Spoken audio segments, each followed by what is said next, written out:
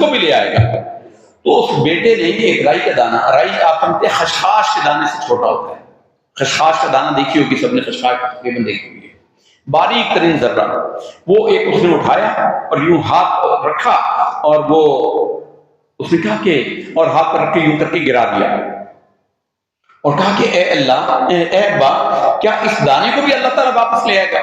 اس عرصے میں ایک پرندہ آیا اور وہ نیچے وہ جو گرا تھا دانا اس کو اٹھایا اور آگے چکر کاٹ کے آیا کہ بندہ یوں کر کے ہاتھ کر رہا تھا، وہ بیٹا اس نے چھلانگ لگائی نیچے اور اس کے ہاتھ میں وہ دانا رکھ کے آگے اڑ گیا۔ دیکھا بیٹا، تیرے رب نے تجھے دکھا دیا کہ وہ دانا جو تیرے ہاتھ سے گرا تھا رائی کا، اللہ کو کیسے لے آیا۔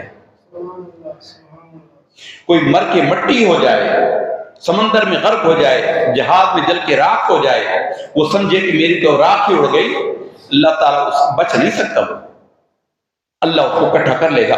مرنے کے بعد جہاں انسان ہوتا ہے وہ اس کی قبر ہوتی ہے۔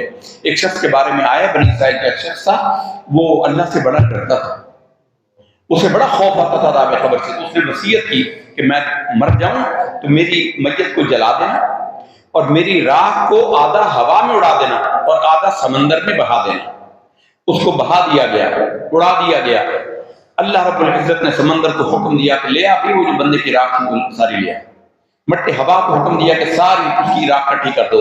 اللہ نے ان کو جوڑا، جسم بنا کے کھڑا کر دیا کہ ہاں ہاں میرے بندے کہاں بھاگ رہا تھا، اب بتا۔ بندہ کہے گا کہ اللہ تو جانتا ہے میں تو اسے ڈرتا تھا، میں عذاب سے ڈرتا تھا، اس وجہ سے کیا ہے، میں تیرے خوف سے، مجھے پتا تھا میں بھاگ نہیں سکتا لیکن یہ تو میری عقل میں نہیں آتا تھا۔ اللہ نے فرمایا کہ تو نے میرے خوف کی وجہ سے کیا، جا میں نے تجھے معاف کر دیا۔ عرض کرنے کا مطلب یہ ہے کہ ہم سمجھتے ہیں کہ وہ سمندر میں ڈوب گیا، مچھلیوں کے پیٹوں میں چلا گیا، پتہ نہیں کیسے عذاب قبر ہوگا۔ عذاب قبر کا ہونا برحق ہے۔ اللہ کے نبی صلی اللہ علیہ وسلم نے فرمایا ہے، حضور نبی کریم صلی اللہ علیہ وسلم نے فرمایا کہ القبر روضۃ من ریاض الجنت و حفرۃ من حفر النار۔ قبر جو ہے یا تو جنت کے باغوں میں سے ایک باغ ہے، باغیچہ ہے، یا جہنم کے گڑھوں میں سے گڑھا ہے۔ کوئی بچ نہیں سکتا اس دن، تو نام عمل کھولے جائیں گے۔ وَإِذَا السَّمَاءُ كُشِطَتْ، آسمان کی کھال جیسے کسی چیز کو ادھیڑ جائے، کھال کھینچی جائے تو کیسا بے نور بے رنگ ہو جاتا ہے، کیسا بدنما ہو جاتا ہے۔ اس دن آسمان ستارے جھڑ جائیں گے، سورج نہیں رہے گا تو آسمان کی حالت کیا ہوگی۔ وَإِذَا الْجَحِيمُ سُعِّرَتْ، اور اس دن اس کو آگ کو بھڑکایا جائے گا۔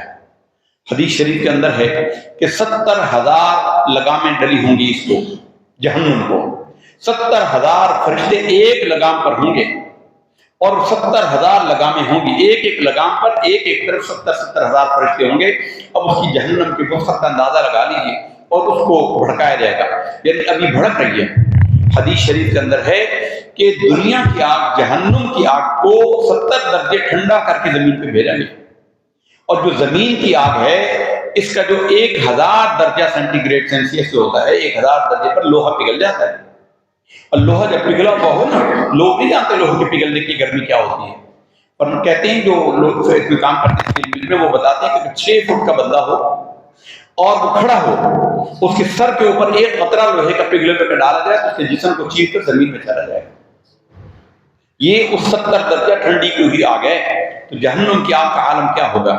فرمایا کہ اللہ نے 1000 سال جہنم کی آگ کو بھڑکایا اور جہنم کی آگ جو ہے وہ سفید ہو گئی، پھر مزید اس کو ایندھن دیا، 1000 سال بھڑکایا تو وہ سفید ہو گئی، سرخ ہو گئی، پھر 1000 سال اللہ نے اس کو مزید بھڑکایا تو وہ سیاہ ہو گئی۔ اب جہنم کی آگ سیاہ ہے اور اس کو مزید بھڑکایا جائے گا۔ وَإِذَا الْجَحِيمُ سُعِّرَتْ، اس دن جہنم کو خوب بھڑکایا جائے گا۔ وَإِذَا الْجَنَّةُ أُزْلِفَتْ، اور جنت قریب کی جائے گی۔ عَلِمَتْ نَفْسٌ مَا أَحْضَرَتْ، اس دن ہر جان لے گی، ہر جان کو پتہ لگ جائے گا، ہر انسان کو پتہ لگ جائے گا کہ اس نے اپنے آگے کیا عمل کیا ہے۔ یہ آج جمعہ گزرا ہے، جمعے میں آپ نے جمعے میں چندہ کیا ہوگا، کسی نے 10 روپے ڈالے، کسی نے 50، کسی نے 100، کسی نے کچھ بھی نہیں ڈالا ہو، اس کو اللہ نے جو دیا۔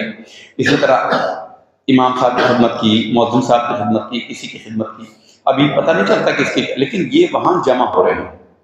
حدیث شریف کے اندر ہے کہ بندے نے تھوڑا سا پیسہ خرچ کیا ہوگا، قیامت کے دن جب رب کے حضور جائے گا تو بڑے بڑے پہاڑ دیکھے گا، کہے گا اللہ یہ کیا؟ وہ اللہ فرمائے گا کہ تو نے وہ جو دنیا میں صدقے کیے تھے نا، ان کو میں نے جمع کیا ہے۔ وہ کہے گا اللہ میں نے تو تھوڑے سے پیسے دیے تھے، میں نے تو تھوڑا سا خرچ کیا تھا. تو اللہ رب العزت حضور نے فرمایا کہ اللہ رب العزت اس کو ایسے ہی پال پوس کر بڑا کرے گا تمہارے صدقات کو، جیسے تم میں سے کوئی گائے کا بچڑا چھوٹا سا لیتا ہے اور اس کو پال پوس کر بڑا بیل بنا دیتا ہے، ایسے ہی اللہ ان صدقات کو بڑھاتا رہتا ہے. یربی الصدقات، اللہ تعالیٰ صدقات کو بڑھاتا رہتا ہے، اتنے بڑے بڑے ہو رہے ہیں.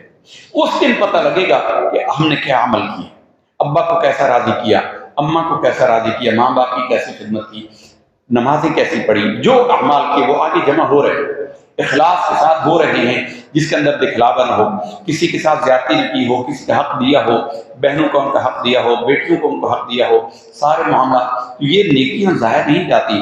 مومن کے حق میں فرمایا کہ ساری چیزیں جمع ہوتی رہتی ہیں. اس دن پتہ لگے گا. علمت نفس ما احضرت، اور سورہ انفطار میں اللہ نے فرمایا علمت نفس ما قدمت واخرت. اس دن ہر بندے کو پتہ لگ جائے گا اس نے آگے کیا بھیجا اور پیچھے کیا چھوڑا ہے.